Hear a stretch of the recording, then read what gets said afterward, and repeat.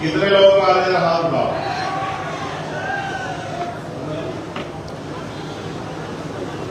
जय सतनाम।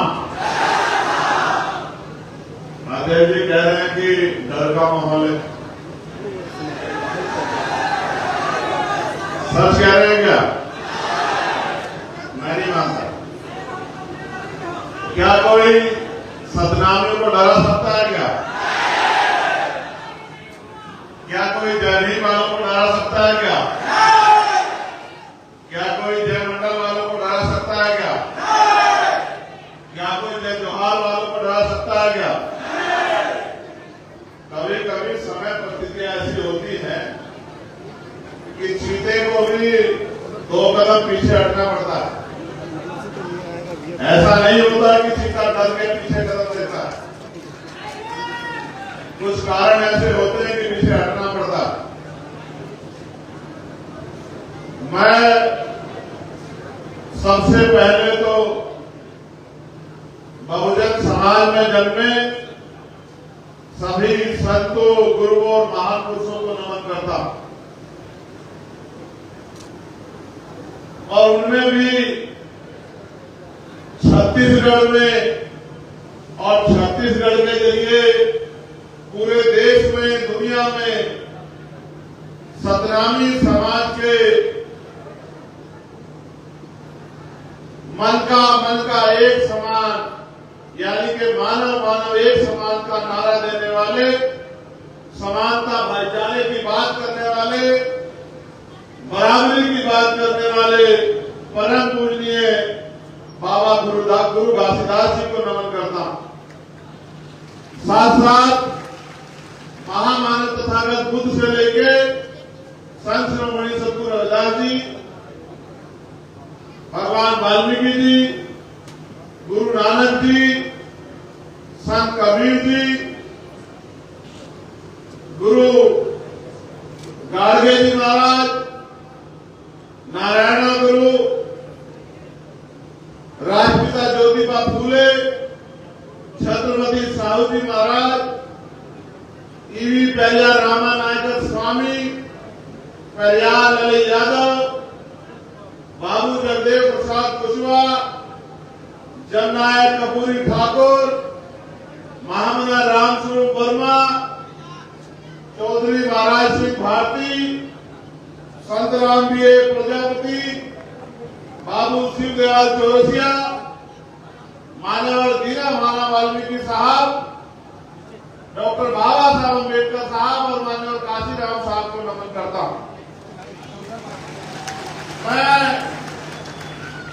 छत्तीसगढ़ की धरती को भी नमन करता हूं। छत्तीसगढ़ की ये महान धरती, यहां उपस्थित एक विशाल जन समूह के रूप में भीम आर्मी आजाद समाज पार्टी और सतनामी समाज के हमारे योद्धाओं को भी मैं नमन करता हूं। मेरी बाईं तरफ उपस्थित हमारी माताओं बहनों को, जिन्होंने हमें जन्म दिया और सींचा, जिन्होंने आगे की पंक्ति में बैठ के सरकार को चुनौती देने का काम किया, उन माताओं बहनों को भी नमन करता हूं। इस मंच पर उपस्थित हमारी पार्टी संगठन के सम्मानित नेतागण और सतनामी समाज के हमारे बहादुर योद्धा जो इस मंच पर उपस्थित हैं, मैं उनको भी धन्यवाद देता हूं, नमन करता हूं। आज के इस कार्यक्रम को 4 चांद लगा रही हमारी छोटी बहन निशा बोध को भी मैं धन्यवाद देता हूं कि पूरी टीम का भी अभिनंदन करता हूं। मीडिया के साथियों, पुलिस प्रशासन के साथियों, यहां उपस्थित जिन्होंने आगे बढ़कर एक नेता की, एक कार्यकर्ता की, एक भाई की जिम्मेदारी अदा की, हमारे राष्ट्रीय अध्यक्ष भाई विनय तन सिंह जी का भी मैं यहाँ अभिनंदन, स्वागत व धन्यवाद करता हूँ। ऐसे समय में जहाँ भय का माहौल बनाया जा रहा था, उन्होंने आगे बढ़ के एक नेता की जिम्मेदारी अदा करते हुए सड़कों की खाक छानते हुए सोए हुए समाज में जागरूकता पैदा करने का काम किया। मैं पुनः उनका अभिनंदन वंदन करता हूं। इस कार्यक्रम के जो जिम्मेदार साथी हैं, सुरेश महंत जी, प्रकाश टंडन जी, सत्येंद्र जांबे जी, राजकुमार वारे जी, राजकुमार कठोदिया जी, डॉक्टर किरण प्रसाद साहू जी, संजू गहरे जी, मनिंदर सिंह आजाद जी, शिवा जटावर जी, संतोष निराला जी, नीरज अंसोरिया जी, डॉक्टर पीताम्बर जांबे जी, देवेश मोरिसा जी,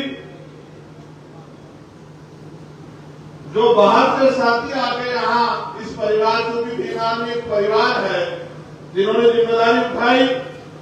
भाई छोटे भाई लंकेश जी, जो उड़ीसा के प्रदेश अध्यक्ष हैं, सुनील बैरसिया जी, जो मध्य प्रदेश के पूर्व प्रदेश अध्यक्ष हैं, फिरोज जी, टिंकू जी, मनोज जी, आकाश बोस जी, वीरेंद्र कुरे जी, पीताम्बर जांबे जी, मनोज बंजारे जी, आज के जो मुख्य अतिथियों की लिस्ट में संतोष निराला जी, ओम प्रकाश कुरे जी, मोनी कठोदरे जी, नरोत्तम बंजारे जी, आकाश बोस जी, हेमंत खूंटे जी और प्रदीप जी का भी मैं धन्यवाद करता हूं। भाई ये माइक अच्छा नहीं, ये गला पकड़ रहा, और आप जानते हैं मैं गला नहीं पकड़ने देता किसी को।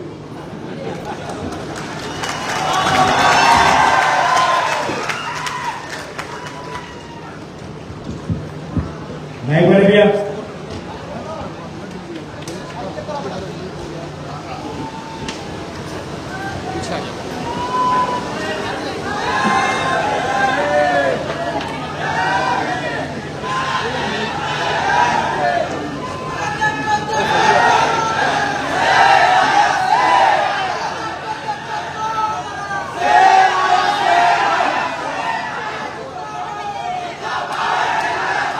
हो जाइए।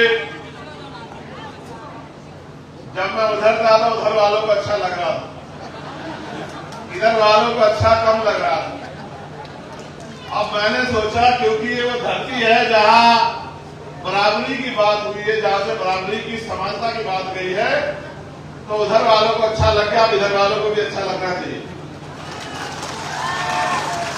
साथ साथ इस मंच पे अनेक ऐसे लोग बैठे हैं जिनके परिवारों से कोई ना कोई साथी जेल में है।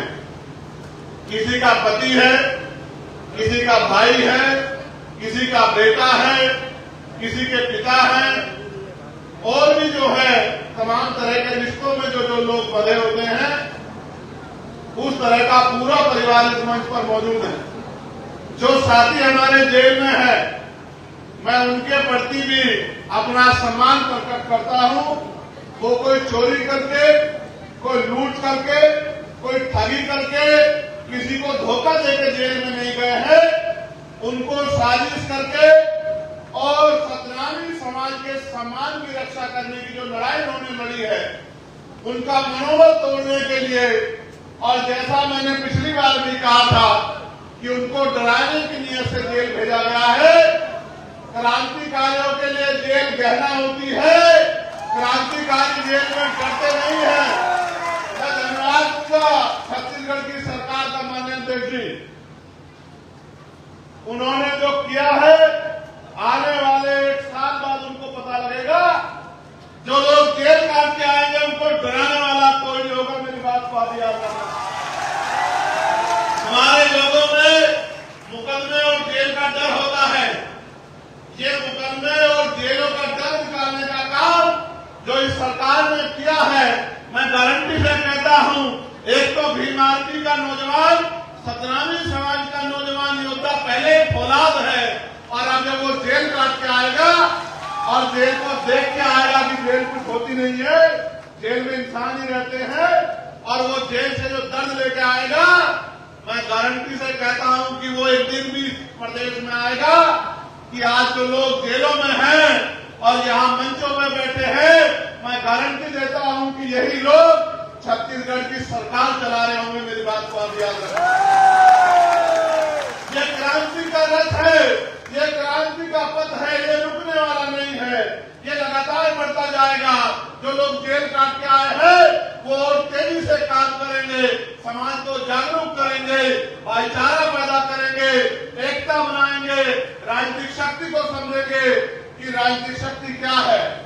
इसका एहसास मुझे 2017 में हुआ था, जब मैं निर्दोष था, मुझे जेल भेजा गया।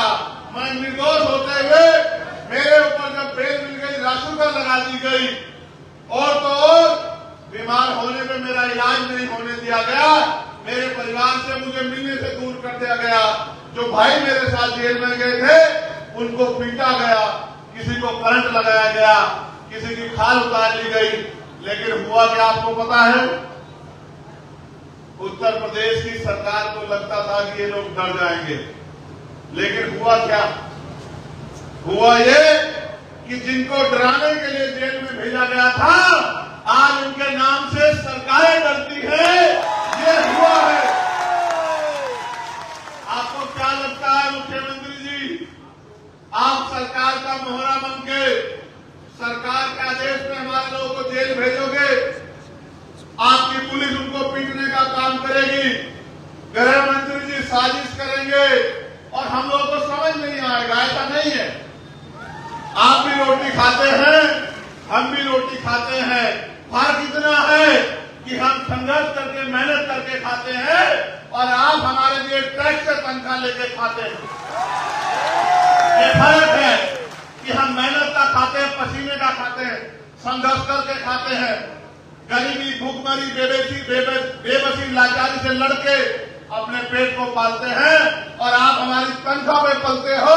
अगर हम टैक्स न दे तो आपको तनख्वाह भी नहीं मिलेगी, सुविधाएं तो बहुत दूर की बात है। मैं वो जो मांगे रखी गई हैं उनको पढ़ना चाहता हूं। उनके बाद जो ज्ञापन दिया जाएगा उस ज्ञापन को भी आपके बीच में रखूंगा, और फिर एक वचन आपको दूंगा, और ये भी आपको विश्वास दिलाता हूं, अगर उस वचन को पूरा ना कर सका तो छत्तीसगढ़ के लोगों को शकल नहीं दिखाऊंगा, कभी छत्तीसगढ़ में पैर नहीं रखूंगा। एक ही खूबी है हम लोगों में, हम भीम आर्मी के लोग जब जवान देते हैं तो जान देते हैं, अपनी जवान को छोटी नहीं होने देते। मेरी बात का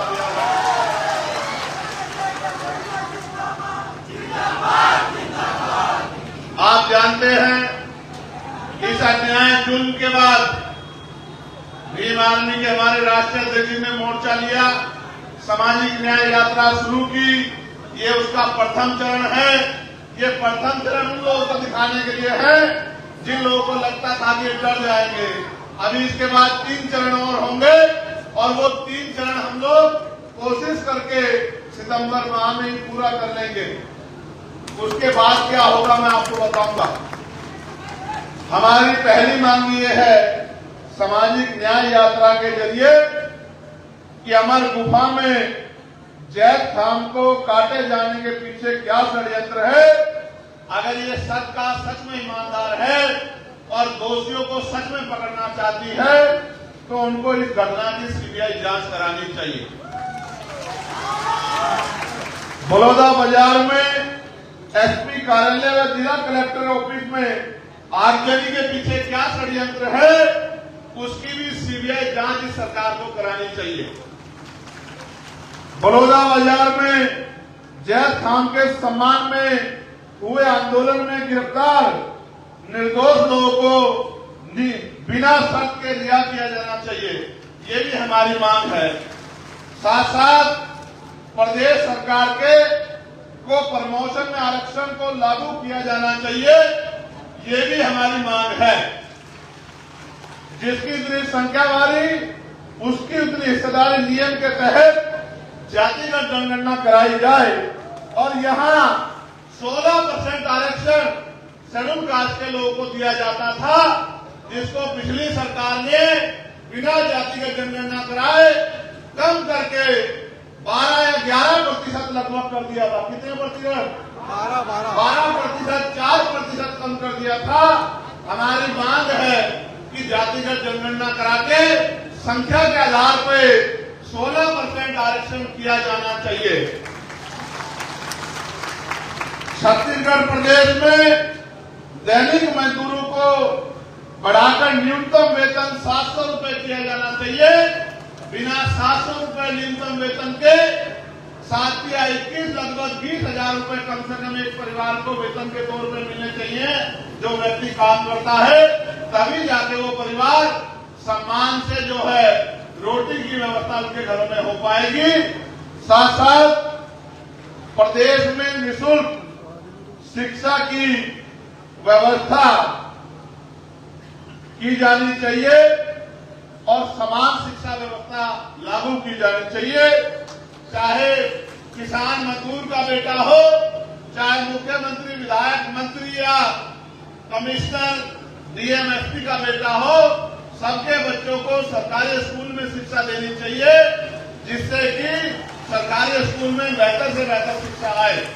साथ साथ प्रदेश में निजीकरण के नाम पर सरकारी प्रतिष्ठानों को बेचने के खिलाफ निजीकरण के सहारे आरक्षण समाप्त करने के षड्यंत्र के खिलाफ भी हम लोग हैं।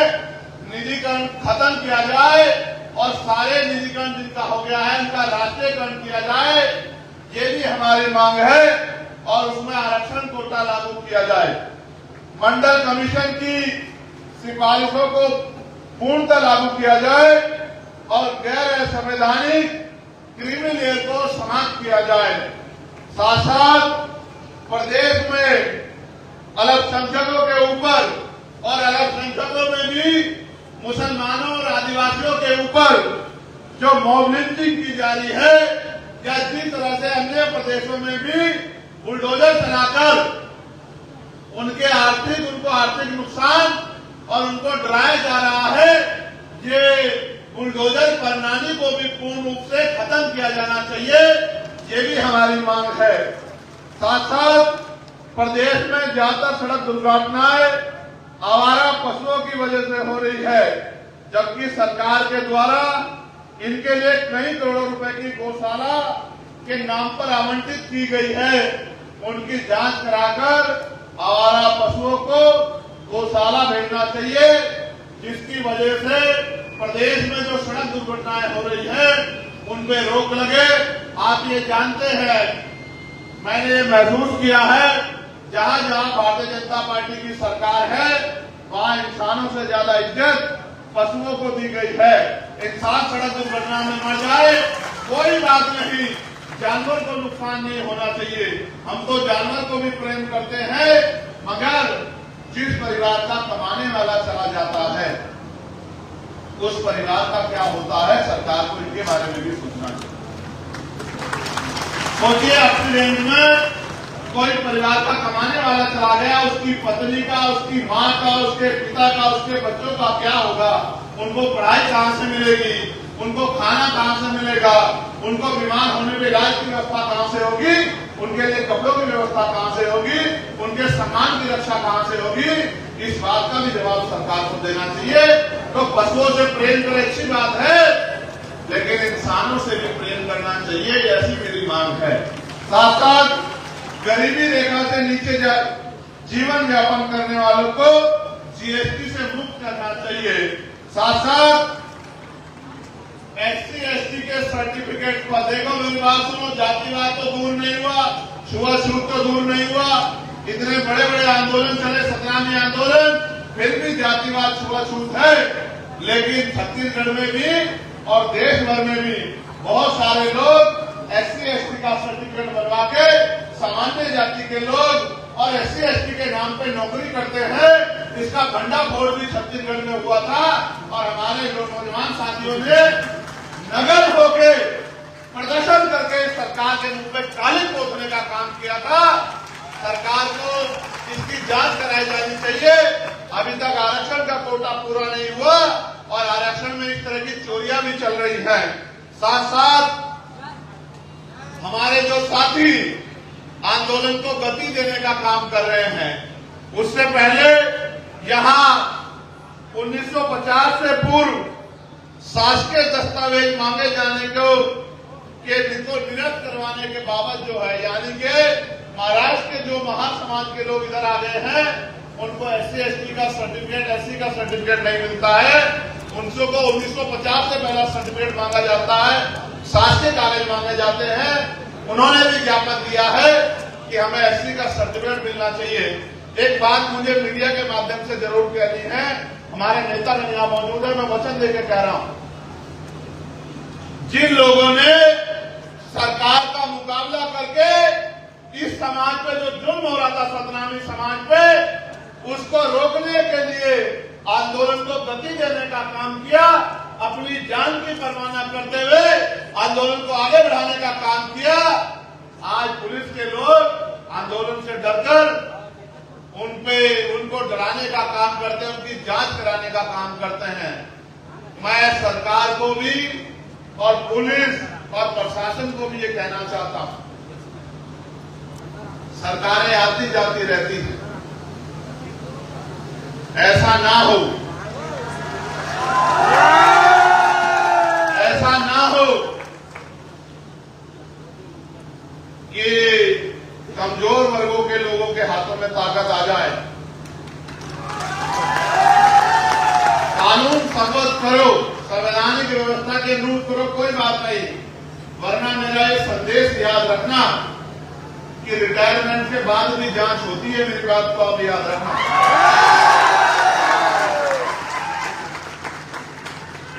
अगर किसी को गलतफहमी हो, मैं मानता हूं सरकार के हाथ लंबे होते हैं, लेकिन जनता से लंबे नहीं होते हैं। ऐसा ना हो, अगर रिटायर हो जाओ तो भी पहले खुलवा के तुम्हारी जांच करानी पड़े और मुकदमे लिख के तुम्हें जेलों में ठुसवाना पड़े। मेरी बात को याद रखना, मेरा नाम आजाद है। अगर आज के बाद यहां पर भीम आदमी, आजाद समाज पार्टी या सतनामी समाज के लोगों पर सरकार के लोगों ने गलत मंशा से उनको जबरदस्ती डराने धमकाने का काम किया, तो छत्तीसगढ़ भवन में कोई भी मंत्री विधायक जाके चैन से नहीं सोएगा। मेरी बात को याद रखना। आपको हमारे हाथों की लंबाई का एहसास नहीं है मुख्यमंत्री जी। अगर एहसास करना हो तो 11 सितंबर को हम लोग दिल्ली जा रहे हैं।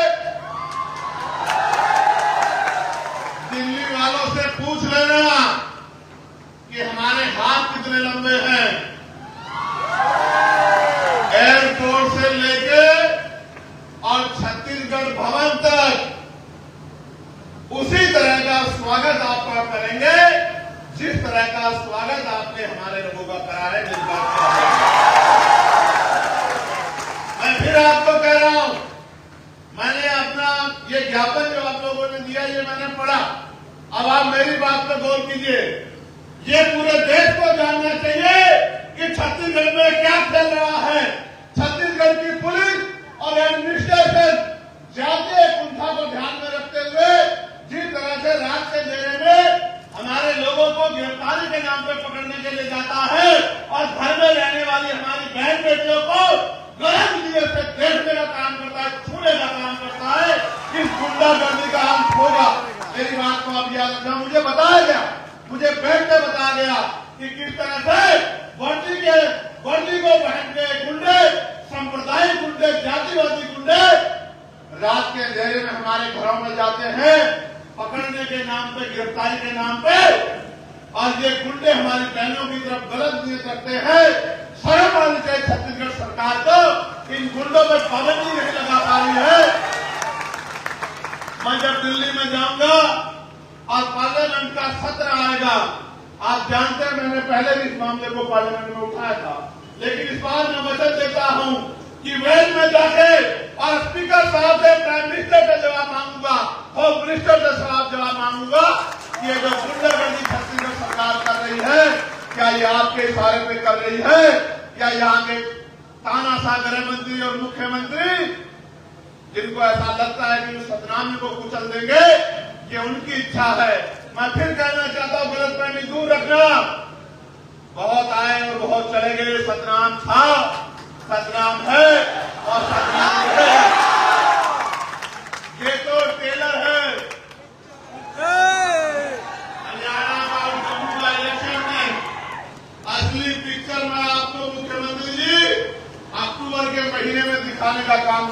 बात को। ये तो टेलर है। इस बार जिस काम को राष्ट्रीय जगी ने आगे बढ़ाया है, मैं छत्तीसगढ़ की गली गली जाके यहाँ सोए हुए समाज में भाईचारा पैदा करने का और टूटे फूटे अपने घरों में रह के इस आंदोलन को गति देने का काम करूंगा। मैं इस बात का आपको वचन देता हूं। आपको क्या लगा मुख्यमंत्री जी छत्तीसगढ़ में आप जुल्म करेंगे और हम लोग सह लेंगे? लंबे समय से ये सहते आए हैं, लेकिन अब समय बदल गया। अब वो समय नहीं रहा। अब इस समाज की लड़ाई लड़ने की बागडोर नौजवानों ने अपने हाथ में ली। और आप जानते हो मुख्यमंत्री जी कि संघर्षों के साए में घनघोर जवानी पलती है और प्यार उधर झुक जाता है जिस ओर जवानी चलती है। आपको क्या लगता है कि आप जवानों को गिरफ्तार कर लोगे? आपको शायद याद नहीं पता है कि युवा और वायु को कोई कैद नहीं कर सकता है। आज मैं अपने छत्तीसगढ़ के नौजवानों से कहना चाहता हूं, कमर कस लो नौजवान साथियों। आदमी एक बार पैदा होता है, एक बार मरता है। दुनिया उसको इसलिए याद रखती है उसने किया क्या था। बाबा साहब को भी एक बार जीवन मिला, हमारे नेता मनोहर काशीराम साहब को भी एक बार जीवन मिला, हमारे गुरु घासीदास जी को भी एक बार जीवन जिया। लेकिन वो अमर इसलिए है क्योंकि उन्होंने अपना पूरा जीवन हमारे लिए जिया। हमें भी अपने पूरे जीवन को अपने समाज के लिए, बहुजन समाज के लिए, कमजोर वर्गों के लिए, दलितों, पिछड़ों, आदिवासियों, मुसलमानों, गरीबों, अन्य धार्मिक अल्पसंख्यकों के लिए जीना है।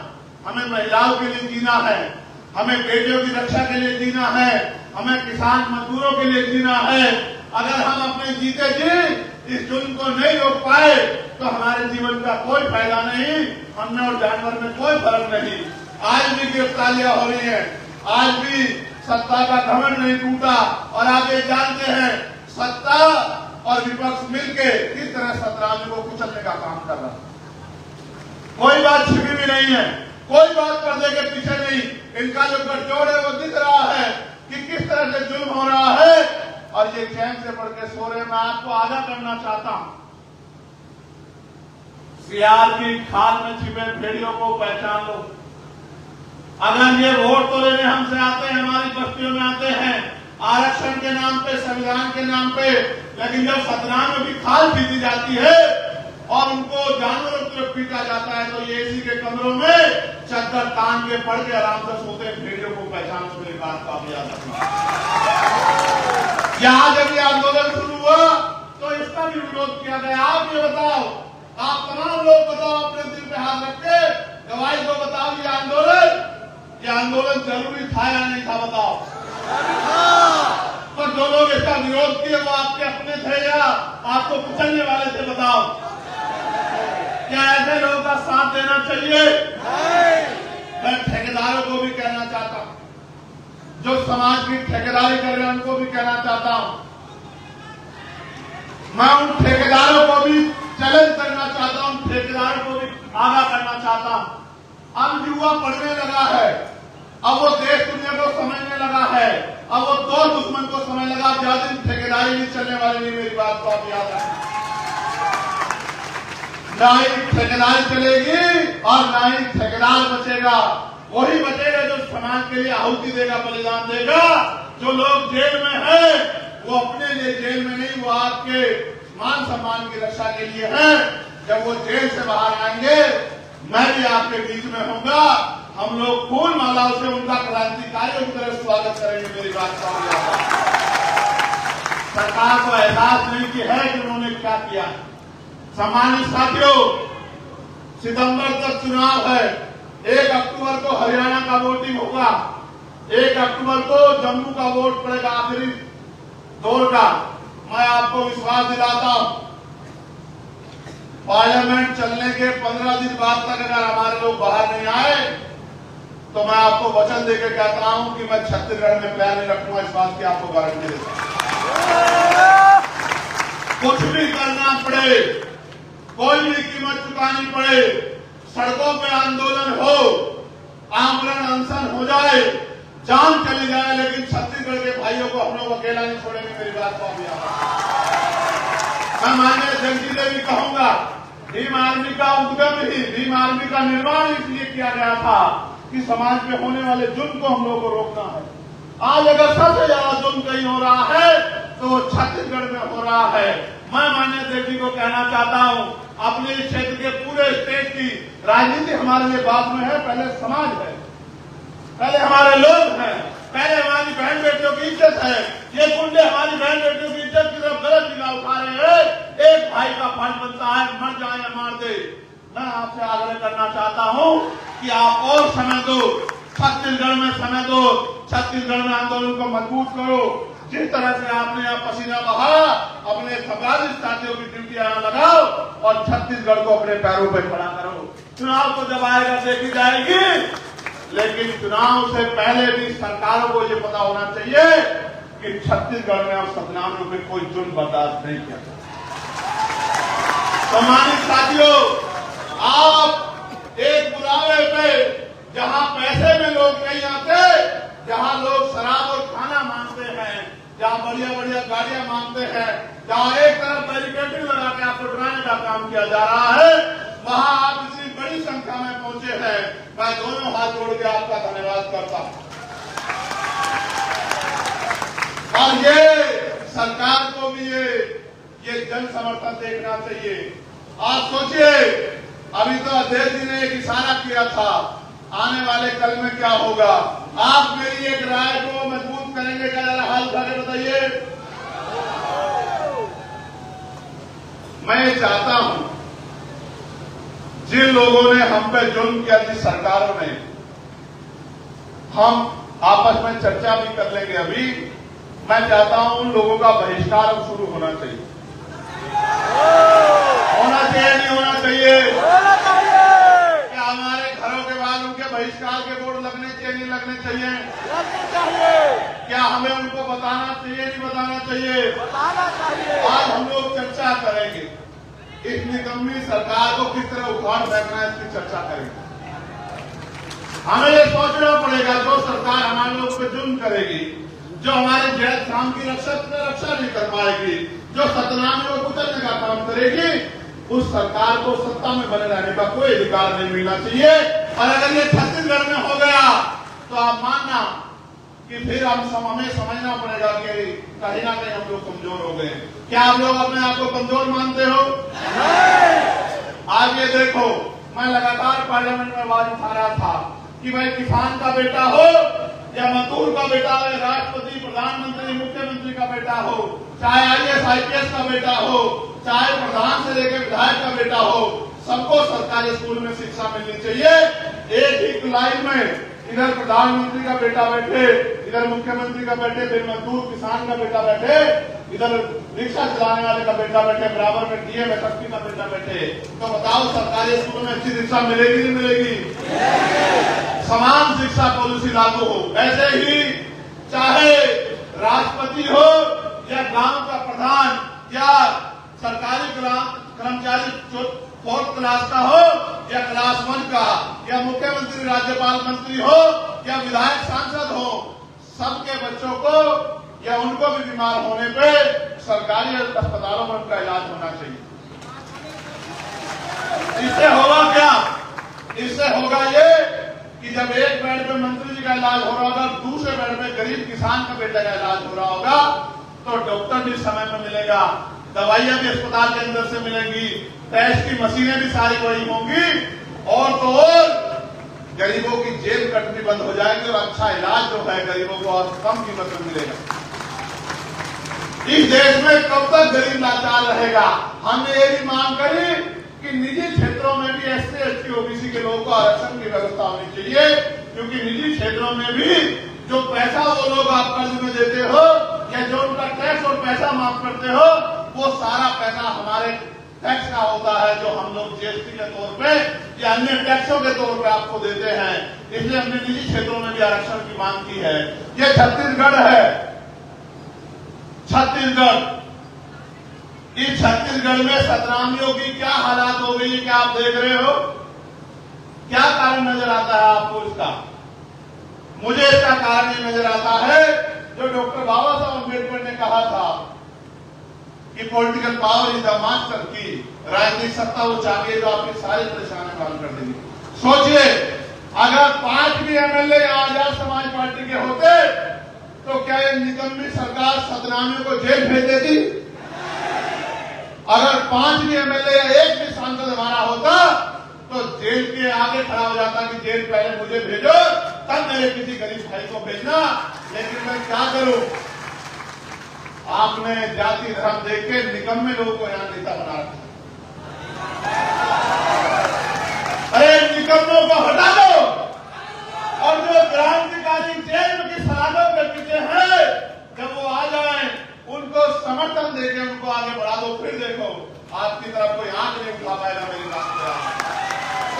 मुझे नहीं बनना छत्तीसगढ़ में मुख्यमंत्री, मुझे विधायक एमपी नहीं बनना है, लेकिन दर्द होता है जब हमारे लोग गलत फैसला लेते हैं तो दर्द होता है। दर्द इस बात के लिए होता है कि हम किसी को नुकसान नहीं पहुंचाना चाहते। हम सामाजिक न्याय को मानने वाले लोग हैं, हम भाईचारे को मानव को एक समान मानने वाले लोग हैं। लेकिन हमारे लोगों के साथ इस तरह का जुल्म हुआ और पिछले 3 महीने में जो अन्याय यहाँ हुआ वो अन्याय 7 पीढ़ियों दर पीढ़ी हम लोग भूल नहीं पाएंगे। क्या आप भूल सकते हो जुल्म को? मैंने वो वीडियो देखी, मैंने जब जूते से यहाँ के पुलिस के कर्मचारी मेरे भाइयों को पीट रहे हैं, लाठियों से पीट रहे हैं, घरों से पशुओं की तरह खींच के लाके गाड़ियों में डाल दे रहे हैं। माए रो रही है, बच्चे रो रहे हैं, बहनें रो रही हैं, बेटियां रो रही हैं, लेकिन निकम्मी सरकार सतनामियों के ऊपर होने वाले दमन पे हंस रही है, खिलखिला के हंस रही है। जी तो बहुत कुछ करता है और आप जानते हो मेरी आदत को, बहुत कुछ जी करता है, लेकिन मैं आपसे कहना चाहता हूं संवैधानिक रहो। संवैधानिक रास्ते से ही हम लोग आगे बढ़ेंगे और मेरा विश्वास है कि आप मेरी इस बात को समझोगे। मैं आपके बल को जानता हूं, मैं आपको एक इशारा कर दूं तो पता नहीं क्या से क्या हो सकता। मैं जानता हूं आपकी शक्ति, मैं जानता हूं कि छत्तीसगढ़ बंद हो जाएगा, मैं आपकी ताकत को जानता हूं, मैं सतनामियों के झंडे की ताकत को समझता हूं। मगर मैं ये भी बताना चाहता हूं कि हमें अपने गुरुओं के रास्ते पे चलना है, हमें अहिंसा के रास्ते पे चलना है, हमें सत्य के साथ संघर्ष के रास्ते पे चलना है और हमें दमन का जवाब गुस्से से नहीं देना, प्यार से देना। मैं आपके गुस्से को समझता हूं, आपके गुस्से आगे सब खत्म हो जाएगा, लेकिन मैं आपसे चाहता हूं कि आप अपने गुस्से को अपनी शक्ति बनाओ, अपनी ताकत बनाओ। जो जुल्म आप पे हुआ है जुल्म को भूलो मत। इस जुल्म को यहां भी याद रखो, मगर यहां भी याद रखो कि जब आपको दमन किया जा रहा था, जब आपको मारा जा रहा था, जब आपको कुचला जा रहा था, कौन आपके साथ खड़ा था, कौन आपका मजाक बना था, ये भी आपको याद रखना चाहिए। इसलिए मैं आपसे अपील करता हूं, मैं आपसे वादा करता हूं, 1 महीने में ये हरियाणा का जम्मू का चुनाव खत्म हो जाएगा। भाइयों मेरे कंधों पर जिम्मेदारी है, अगर मैं वहां काम नहीं करूंगा तो इस तरह का जुल्म हरियाणा में भी होगा, जम्मू में भी होगा। मेरे कंधों पर जिम्मेदारी है कि मैं वहां राजनीतिक शक्ति का निर्माण कर लूं, आपके संरक्षण के लिए, आपके लिए संघर्ष करने के लिए, आपकी आवाज उठाने के लिए। बताओ मुझे पार्लियामेंट में सुनते हो नहीं सुनते हो तुम लोग? बताओ सबसे मजबूत है या नहीं आपकी आवाज? बताओ। जब आपका भाई बोलता है तो आनंद आता है नहीं आता है?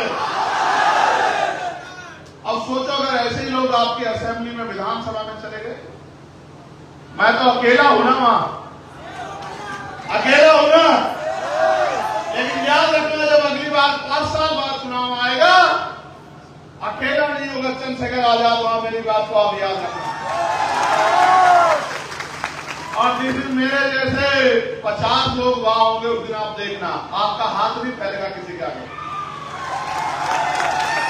किसी गरीब की बेटी पे जुल्म नहीं होगा, किसी को भूखे पेट सोना नहीं पड़ेगा, नौजवान का हाथ रोजगार के लिए फैला नहीं होगा, उसके हाथ में रोजगार होगा, मां बहनों का घर तक रोजगार पहुंचेगा, बेटियों का सम्मान होगा, किसानों को उनकी फसल के दाम मिलेंगे, न्यूनतम वेतन 1000 रुपए होगा, गरीबों की जिंदगी में खुशहाली आएगी। लेकिन हम उसके लिए संघर्ष कर रहे हैं। लेकिन आज जो लड़ाई है वो सम्मान की है। मैं आपसे कहना चाहता हूं, माननीय अध्यक्ष जी अगर आदेश करें तो 1 अक्टूबर के बाद ही हम लोग एक हफ्ते के अंदर ही छत्तीसगढ़ भवन का जोरदार विधान करेंगे। हम छत्तीसगढ़ भवन की दीवारों को हिला देंगे अपनी गूंज से कि जब तक यहां जुल्म करने वाले वो हाथ चुप नहीं हो जाते और हमारे लोगों को रिहा नहीं कर दिया जाता, हम चैन से नहीं बैठेंगे। आप लोग तैयार हो? आगे सामाजिक न्याय यात्रा में सड़कों पर जाके अपनी आवाज को बुलंद करने के लिए तैयार हो? सोए हुए समाज को जगाने के लिए तैयार हो? मैं आपको विश्वास दिलाता हूं, जितने दिन हमारे लोग अंदर हो रह चुके हैं, अब आगे उतने दिन हमारे लोग अंदर नहीं रह पाएंगे। मेरी बात को आप याद रखना। अब आर पार की लड़ाई हो गई है, बहुत हो गया। रायपुर अब लड़ाई आ गई है और 11 तारीख को जो हमारा आंदोलन है, हमारी रैली है दिल्ली में, उस रैली में भी इस मामले को बड़े पैमाने पर हम लोग उठाने का काम करेंगे। मैं आपसे क्या आग्रह करूंगा कि आप लोग भी 11 तारीख को दिल्ली आना। अभी से ट्रेन के टिकट खरीद लेना, बाद में सरकारें ट्रेन कैंसिल कर देंगे। आपको बताया 19 ट्रेन कैंसिल की, आपको बताया कि 19 ट्रेन कैंसिल की है, तो एक दिन पहले आ जाना। हम तो किसान तो मेरे लोग हैं, रूखी सूखी खाकर भी आत्मसम्मान की लड़ाई लड़ते हैं। मैं आपसे आग्रह करूंगा, यहाँ के नौजवान साथी एक बड़ी तादाद में दिल्ली जरूर पहुंचे, जो दिल्ली में बैठे लोगों को भी आपके दर्द का एहसास है। मैं मीडिया के माध्यम से मुख्यमंत्री से पूछना चाहता हूं, ये जो आपकी पुलिस जातीय मानसिकता से, सामंती मानसिकता से सतनामियों के घरों में घुस के गिरफ्तारी के नाम पे हमारी बच्चियों को जो गलत मंशा से, गलत दृष्टि से जो ये अपमान करने का काम कर रही है, क्या इसका जवाब आप दे सकते हैं? आप बेटी बचाओ बेटी पढ़ाओ की बात करते हैं। राष्ट्रपति जी ने भी कहा कि बंगाल में बहुत जुल्म हो रहा है, निःशर्त असहनीय। आज कल ही उपराष्ट्रपति जी ने भी लेटर लिखा, लेकिन ये जो नंगा नाच आपकी सरकार में छत्तीसगढ़ में हो रहा है, ये नहीं दिख रहा है सरकार को। ये राष्ट्रपति जी को, उपराष्ट्रपति जी को, प्रधानमंत्री, गृह मंत्री जी को उत्तर ये छत्तीसगढ़ की सरकार का ये गुंडा राज नहीं दिख रहा है। मैं आपको चैलेंज करके कहता हूं, ज्यादा दिन सतनामियों का सामना सरकार नहीं कर पाएगी। मैं आज जब भी दिल्ली में बैठूंगा तो देश को बताऊंगा कि किस तरह का जुल्म जो है वहां यहाँ की सरकार कर रही है। मैं बताऊंगा किस तरह से हमारी बहन बेटियों का अपमान पुलिस कर रही है, और पुलिस अपने आप नहीं कर रही, सरकार के इशारे पे कर रही है। ये बर्दाश्त नहीं किया जा सकता। आप यहाँ इतनी बड़ी संख्या में पहुंचे हो, मैं आपको पूरे धन्यवाद देता हूं। जो परिवार यहाँ उपस्थित है, जिनके बच्चे जेल काट रहे हैं, मैं उन बहनों से भी कहूंगा कि वो मंच पे सामने है परिवार, जिनके परिवार से बेटा बेटी पति भाई जो तमाम लोग जेल काट रहे हैं, उनको यहाँ सामने आना चाहिए। समाज को देखना चाहिए कि क्रांतिकारियों के परिवार कैसे होते हैं, संघर्ष के परिवार कैसे होते हैं, बलिदानियों के परिवार कैसे होते हैं। इन परिवारों को यहाँ क्रमबद्ध खड़े हो जाइए। इन परिवारों को आपको देखना चाहिए, धरना सेठ नहीं है ये। आ जाओ ऊपर, आ जाओ, जो वहां पर परिवार उनका वो सामने आ जाओ, उनको व्यवस्था कराओ ऊपर बुलाने की, जो परिवार के लोग वहां। आप देखो ये छोटे छोटे बच्चे, ये बहने, ये बहते आंसू, ये उम्र आपसे जवाब मांगती है, पूरे देश से जवाब मांगती है, और छत्तीसगढ़ की सरकार से जवाब मांगती है कि क्या ये गुंडागर्दी स्वीकार करनी चाहिए। ये जो बच्चे, ये उन परिवारों के, निर्दोष परिवारों के बच्चे हैं जिनका जुर्म इतना था कि वो यहाँ समाज को जागरूक करने का काम कर रहे हैं। क्या अपने लोगों को जागरूक करना अपराध है? अगर अपराध है तो ये अपराध तो बाबा साहब ने भी किया, ये अपराध तो गुरु घासीदास जी ने भी किया, ये अपराध तो माननीय काशीराम साहब ने भी किया और उनकी संतानें भी करती रहेंगी। मेरी बात को आप याद रखना। क्या चाहते हो जेल से? मैं तो अध्यक्ष से कहूंगा कि अक्टूबर माह में वो ऐलान कर दे सामूहिक गिरफ्तारी का। हम लोग छत्तीसगढ़ की जेल देखना चाहते हैं कि छत्तीसगढ़ की जेलों में कितना दम हम देखना चाहते हैं। आंदोलन चलेगा, आंदोलन रुकेगा नहीं, आंदोलन आगे बढ़ेगा, आंदोलन गति पकड़ेगा, आंदोलन शक्तिशाली होगा और आंदोलन के आगे ये निकम्मी सरकार घुटने टेक देगी। मेरी बात को आप याद रखना। आप देखो, ये आपके बीच के परिवार हैं, ये कोई राजनीतिक लोग नहीं हैं, ये वो लोग हैं जिनके बच्चों ने जेलें काट रहे, जिनके परिवार के लोग जेल काट रहे। बताओ, इनमें से कौन सा धन्ना सेठ है? इनमें से कौन सा आरोपी है? इनमें से कौन सा जो क्रिमिनल है? साहब एक दूसरे के सामने दिखाओ, उधर हो जाओ। ये जो अभी आए ना बहनों खड़े रहे लोग, नौजवान लोग उधर जाओ, उधर नौजवान। आप समाज के लोग बताओ, अपने दिल पे हाथ रख के गवाही को बताओ, ये किसी उद्योगपति के परिवार के लोग हैं, किसी नेता के परिवार के लोग हैं, या गरीब आपके बीच के कमजोर नौजवानों जो समाज की लड़ाई लड़ रहे हैं उनके बच्चे? बताओ, उनके परिवार के लोग बताओ, दोनों हाथ उठा के बताओ, ये समाज के वफादार परिवार है या ये समाज को धोखा देने वाले परिवार है? बताओ, क्या इन परिवारों का सम्मान होना चाहिए, नहीं होना चाहिए?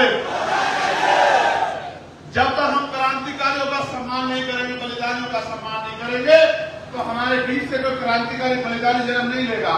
मैं इन परिवारों को दोनों हाथ जोड़ के नमन करता हूं और मैं उनको विश्वास दिलाता हूं, कभी संघर्ष खाली नहीं जाता। आज जो हमारे भाई जेल काट रहे हैं, कल ये समाज उनको इतना सम्मान देगा कि वो MP MLA बन के यहां रायपुर में इनके अधिकारों के लिए लड़ेंगे। मेरी बात को आप याद रखना। जिस दिन वो दिन आएगा तो आपको एहसास होगा कि समाज भूलता नहीं। क्या समाज इनको भूल जाएगा? नहीं भूलेगा समाज। और मैं नरोत्तम, मेरे छोटे भाई नरोत्तम, ओम प्रकाश, मनोज, मैं इन सब के लिए जो आप काम कर रहे हैं, तमाम साथियों के लिए मैं उनको कहना चाहता हूं, घबराए नहीं, बिल्कुल ना घबराए। ये सरकार आपका मनोबल तोड़ने के लिए आपको डराने काम करेगी, डरना नहीं है। एक दिन वो आएगा कि आप सरकार होंगे और ये लोग ऐसे बहुत दूर कहीं कुर्सियों से भी अलग खड़े होंगे। मेरी बात पे याद रखना। गुंडागर्दी कभी नहीं चलती, दमन कभी नहीं चलता। हम तो वो लोग हैं जिन्होंने पानी के पीने के लिए संघर्ष किया। मैं आपसे पूछना चाहता हूं, डर तो नहीं रहे? आपको कोई भय तो नहीं है? अगर आप डर गए, भय लिया आपने, तो उन क्रांतिकारियों को तकलीफ होगी। आप देखना, जिस दिन वो क्रांतिकारी बाहर आएंगे, एक अलग अलग ऊर्जा जो है उनके त्याग तपस्या से छत्तीसगढ़ में पैदा हो जाएगी। आपकी बात किया और फिर मैं आपसे कहता हूं, आपका बलिदान ही छत्तीसगढ़ को पैरों पर खड़ा करेगा। आजादी की कीमत चुकानी पड़ती है, आजादी मुफ्त में नहीं मिलती है, अधिकार मुफ्त में नहीं मिलते, उसकी कीमत चुकानी पड़ती है। बाबा साहब अम्बेडकर ने अपने 4 बच्चे कुर्बान किए हैं। आज आपका परिवार भी उसी श्रेणी में जा रहा है जिस श्रेणी में संघर्ष के आप समाज को फल मिला। मैं आपका धन्यवाद करता हूं और ये जो इतना बड़ा जन समूह यहाँ बैठा है, मैं इनका भी धन्यवाद करता हूं, मीडिया के भाइयों का भी धन्यवाद करता हूं। और मैं यहाँ के अधिकारी, कर्मचारी और पुलिस के साथियों से भी कहना चाहता हूं, करो जितना जुल्म कर सकते हैं। तो आपने सुना था ना जो शहीद आजम सरदार भगत सिंह ने कहा था कि सरफरोशी की तमन्ना अब हमारे दिल में है, देखना है जोर कितना बाजू हुए कातिल में, और वक्त आने दे बता दे के तुझे है आसमां, हम अभी से क्या बताएं क्या हमारे दिल में।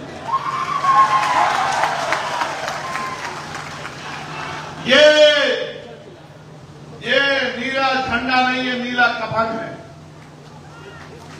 ये कफन हम लोगों ने अपने सर पे इसलिए बांधा है कि हमारे प्राण चले जाएंगे लेकिन हम समाज में जुल्म नहीं होने देंगे, उनके अधिकारों को छीनने नहीं देंगे। आज जब नौजवान इस नीले पट्टे को गले में पहनता है तो अपने आप में खुद को गौरवान्वित महसूस करता है। और आप जानते हैं हमारा तो झंडा भी सफेद और नीला है। सफेद हमारे गुरु घासीदास जी का रंग और नीला हमारी क्रांति का रंग, और क्रांति और ये शांति का रंग मिलकर जो है ऐतिहासिक बदलाव छत्तीसगढ़ में करेंगे, ऐसा मेरा विश्वास है।